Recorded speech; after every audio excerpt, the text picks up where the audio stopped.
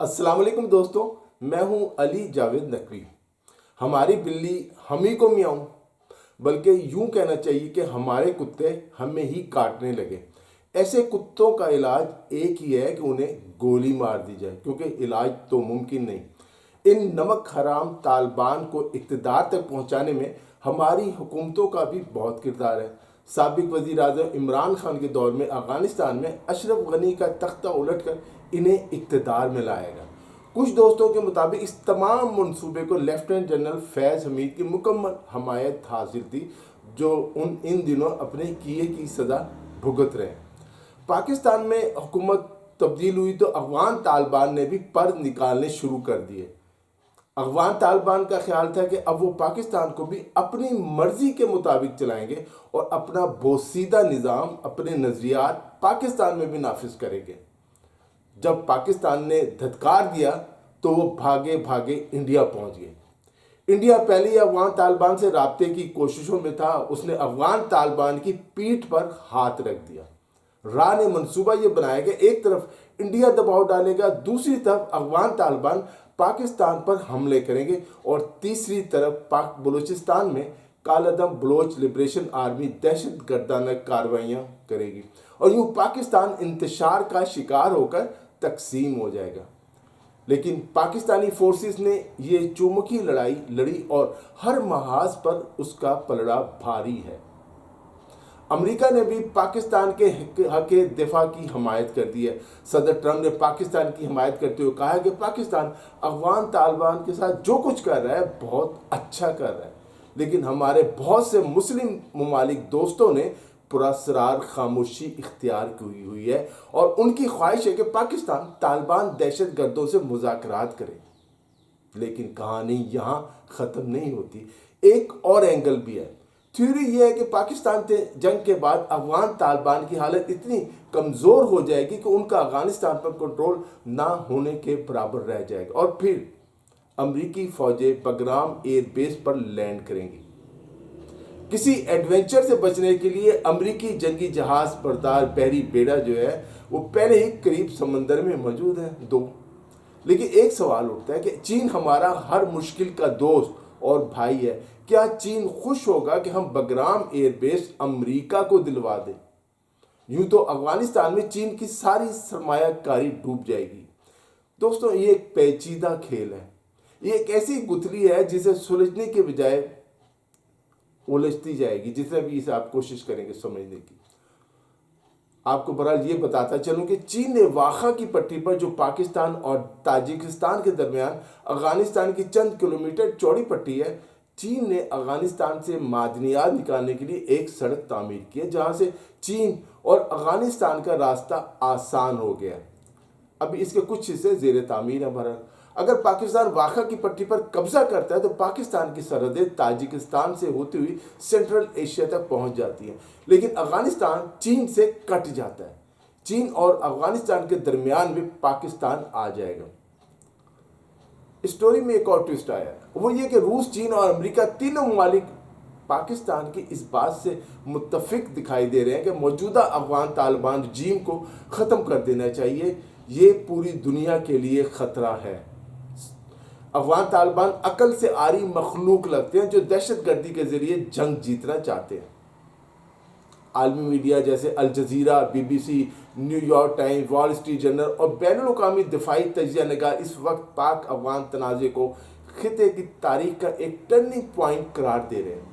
عالمی تجزیہ نگاروں کا ماننا ہے کہ پاکستان کی دہائیوں پرانی اسٹریٹجک ڈیپتھ کی پالیسی مکمل طور پر ناکام ہو چکی ہے، لیکن شاید اب کامیاب ہو جائے۔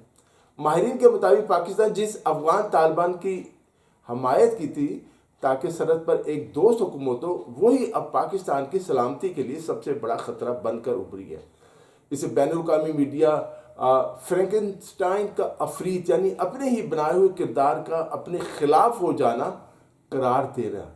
میں نے تو آسان لفظوں میں کہا کہ ہمارے کتے ہمیں ہی کاٹنے لگے۔ تجزیہ نگار اس بات پر حیران ہے کہ پاکستان نے اب پروکسی وار کے بجائے براہ راست حملوں کا راستہ اختیار کیا ہے۔ کابل اور قندھار جیسے شہروں پر فضائی حملے ظاہر کرتے ہیں، یعنی دونوں گروپوں کے خلاف، کہ پاکستان اب صرف ٹی پی کو نہیں بلکہ براہ راست طالبان حکومت کی رٹ کو چیلنج کر رہا ہے، انہیں ختم کر رہا ہے۔ اس کا مقصد طالبان کو یہ پیغام دینا ہے کہ وہ ٹی پی کی حمایت کی قیمت اپنے اقتدار کی کمزوری سے، اقتدار کے خاتمے سے چکائیں گے۔ طالبان حکومت کا خاتمہ اب طے ہے۔ یہ بھی دیکھنا ضروری ہے کہ انڈیا طالبان حکومت کو بچانے کے لیے اس کی کس طرح مدد کرتا ہے، اس کے پاس کیا آپشن ہے۔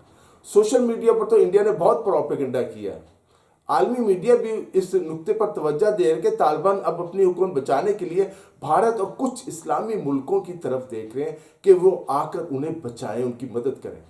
طالبان کا بھارت کے ساتھ قریبی رابطہ ہمارے لیے ریڈ لائن تھا جس نے اس جنگ میں تیل کا کام کیا۔ ٹی پی اب صرف ایک گوریلا گروپ نہیں رہا تھا بلکہ افغان طالبان کی پشت پناہی اور امریکی چھوڑے ہوئے اسلحے کی بدولت ایک باقاعدہ فوج کی شکل اختیار کر چکا ہے۔ کچھ یہی حالت بھی بلوچستان لبریشن آرمی والوں کی ہے، دہشت گرد گروپ جو ہے۔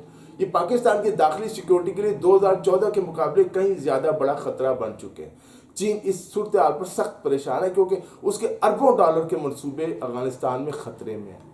چین اور بعض دوسرے دوست ممالک کی کوشش ہے کہ دونوں ملکوں میں صلح ہو جائے، لیکن اب ایسا نہیں نظر آتا۔ امریکی میڈیا اس جنگ کو ایک توجہ ہٹانے والا عمل قرار دے رہا ہے، لیکن ساتھ ہی واشنگٹن میں کچھ حلقے اسے طالبان کو کمزور کرنے کا ایک موقع بھی سمجھ رہے ہیں۔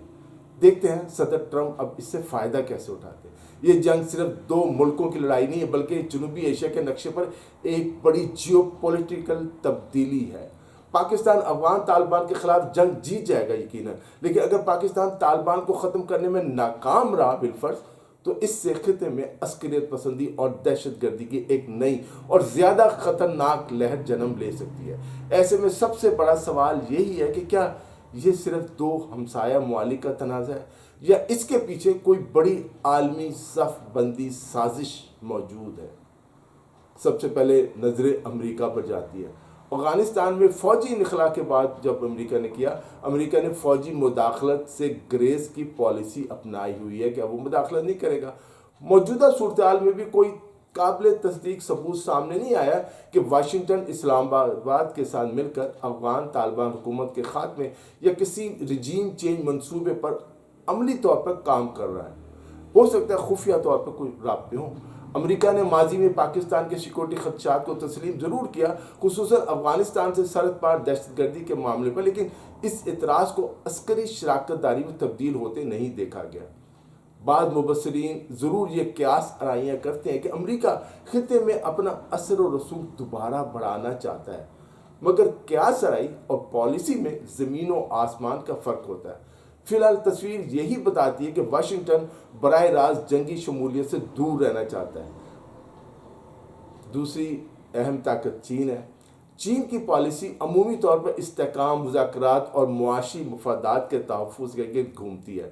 بیجنگ نے حالیہ کشیدگی پر دونوں فریقین کو تحمل اور بات چیت کا مشورہ دیا ہے۔ چین کے لیے خطے کا امن محض اخلاقی خواہش نہیں بلکہ اقتصادی ضرورت بھی ہے۔ سی پیک اور بیلٹ اینڈ روڈ جیسے منصوبے اسی وقت آگے بڑھ سکتے ہیں جب سرحدیں خاموش ہوں۔ چین عسکری مداخلت کے بجائے ثالثی اور سفارتی دباؤ کو ترجیح دیتا ہے کیونکہ اس کی حکمت عملی طاقت کے استعمال سے زیادہ معاشی اثر و رسوخ پر مبنی ہے۔ روس کا رویہ بھی کچھ مختلف نہیں ہے۔ روس نے پاکستان اور افغانستان دونوں سے فوری جنگ بندی اور مذاکرات کی اپیل کی ہے۔ ماسکو خطے میں عدم استحکام کو وسطی ایشیا تک پھیلتا دیکھنے کا متحمل نہیں ہو سکتا، اس سے روس متاثر ہوگا۔